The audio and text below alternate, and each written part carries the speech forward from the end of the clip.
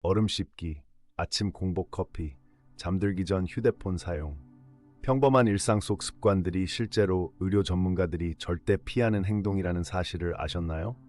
치과의사 92%가 얼음 씹기를 금기시하며 이는 치아 범랑질의 미세균열을 유발해 장기적으로 신경 노출 위험을 2.8배 높입니다. 작은 습관이 누적되면 큰 건강 문제로 이어질 수 있습니다. 얼음이나 단단한 사탕을 씹는 행동은 치아의 유리 조각을 씹는 것과 같은 충격을 줍니다. 치과 의사들의 연구에 따르면 5년 이상 얼음 씹기 습관이 있는 경우 치아 미세균열 발생률이 73%에 이릅니다. 특히 40대 이상에서는 치아 신경 노출 위험이 현저히 증가하죠. 대신 차가운 수박이나 오이를 씹는 것이 안전한 대안입니다. 가려움증이나 피로로 눈을 비비는 순간 각막에 사포로 문지르는 것과 같은 압력이 가해집니다. 안과 전문의들은 한 번의 눈 비비기가 약 15mm의 압력을 가하며 이는 녹내장 유발 가능성을 높입니다.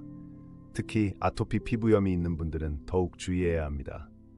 눈이 가려울 때는 인공 눈물을 사용하거나 깨끗한 손으로 냉찜질하는 것이 안전합니다. 아침 일어나자마자 마시는 커피 한 잔이 위 점막의 산성 폭탄과 같다는 사실을 아셨나요? 소화기내과 전문의들에 따르면 공복 상태의 커피 섭취는 위산 역류성 식도염 발생률을 3.1배까지 증가시킵니다. 또한 아침 커피는 체내 코르티솔 리듬을 교란시켜 만성 피로를 유발할 수 있습니다. 건강을 생각한다면 커피는 식후 3시간 후에 마시는 것이 좋습니다. 밤에 잠들기 전 스마트폰을 보는 것은 수면의 적입니다. 신경과학 연구에 따르면 10시 이후 30분 이상 휴대폰을 사용할 경우 멜라토닌 분비가 58% 감소합니다.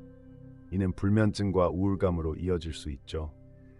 의사들은 수면 30분 전부터 모든 디지털 기기를 멀리할 것을 권장합니다. 대신 독서나 가벼운 스트레칭으로 몸을 릴렉스하세요. 스마트폰을 오래 사용할 때 목에서 나는 뚝뚝 소리는 경고 신호입니다. 정형외과 전문의들은 이 습관이 경추 인대를 늘어나게 하고 추간판 탈출증의 첫 단계가 될 수 있다고 경고합니다. 대신 목 스트레칭보다는 어깨를 둥글게 돌리는 운동이 더 안전합니다.